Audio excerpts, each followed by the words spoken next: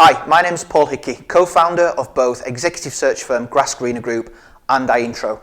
Today I'm going to share with you a journey that I've been on before and how you as a recruitment business owner can take your business from 100% contingency to 100% retained.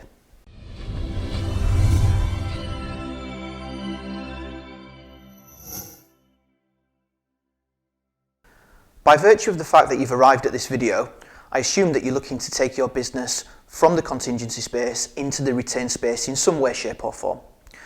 In 2009, the catalyst being the financial crash, that drove us to change our proposition. It took us around 18 months to do that, but we started out with a target of becoming 50% retained, and actually we became 100% retained. Now, it was a difficult process at that moment in time, but over the years since then, we've learned how to do that, and we've shared that process with over 200 other companies who've adopted it and started to work on a retained basis. And I'd like to share with you the key critical 4 steps in order to make that transition. Reason number 1 is realization of change. Why do I say that? I've met with thousands of recruiters over the years, and I've met with hundreds of contingency recruiters who would like to do some retained work, but I'm yet to meet with a retained recruiter who would like to do some contingency work. Now, why might that be? That's because there's a lot of uncertainty around contingency recruitment. If you consider your fill rate, that might be 1 in 3, 1 in 5, 1 in 10 even. But ultimately, you're working for free. When you work on a retained model, you're going to get paid no matter the outcome. And once you've realised that that's going to improve your cash flow, it's going to improve the type of person that you can attract to come and work in your business.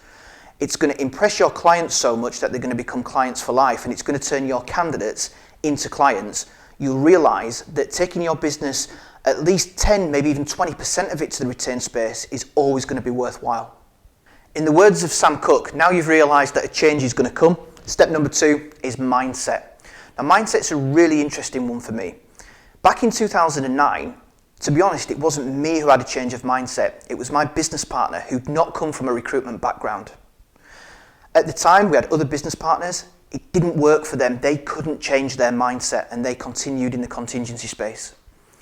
Drawing a line in the sand and realising that you're no longer working on a high volume and low quality approach is critical. You're now working on a high quality, low volume approach, and that needs to show up in your communication, when you're at meetings with clients, and so on. Drawing a line in the sand and realising that you are now a management consultant specialising in talent acquisition for the retained recruitment space is really important.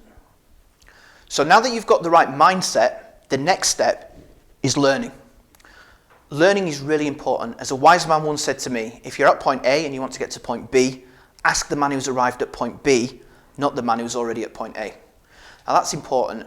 Another wise man also said to me, if you read up on something for half an hour a day, within reason, within a year, you'll be an expert in that subject. So start learning now. We've got the internet, we've got all of these tools, we've got Google, we've got LinkedIn, we've got YouTube. There's so many tutorials on there. You've got to go out and you've got to learn these things. Type in retained recruitment, how to close retained recruitment deals, and you'll find out so much more than you know already about it, and you'll start to realise that you can do it as well. So top tip, learning. So now you're in a position where you want to start pitching for retained recruitment assignments.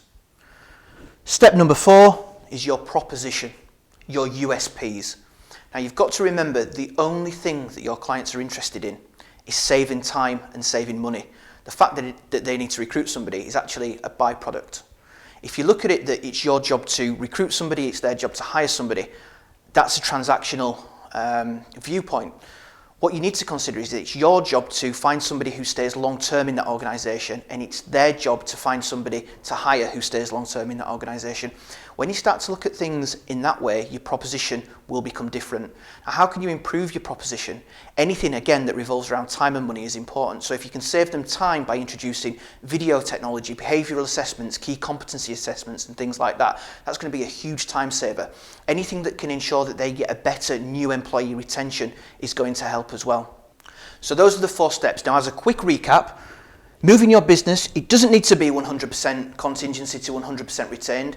You just need to have a realisation of change in as much as you need to move some of your business into that space for all the right reasons. Mindset is important, making sure that you are 100% committed and that line has been drawn. Learning, surround yourself with great content, with great people who've travelled that journey before. And finally, your proposition and your USPs. USP, unique selling point. Without the uniqueness, it's just a selling point, and that's not all that interesting. Thank you for taking the time to watch this video. As you can see here, some of the elements are around learning and coaching, and some of the elements are about the proposition, building that proposition and taking it to market. That's something that iIntro specialises in. From start to finish, from A to Z, that's what we do. If you'd like to find out more, if you'd like to talk it through, if you'd like us to share some ideas with you, then please get in touch and we'd be more than happy to do that.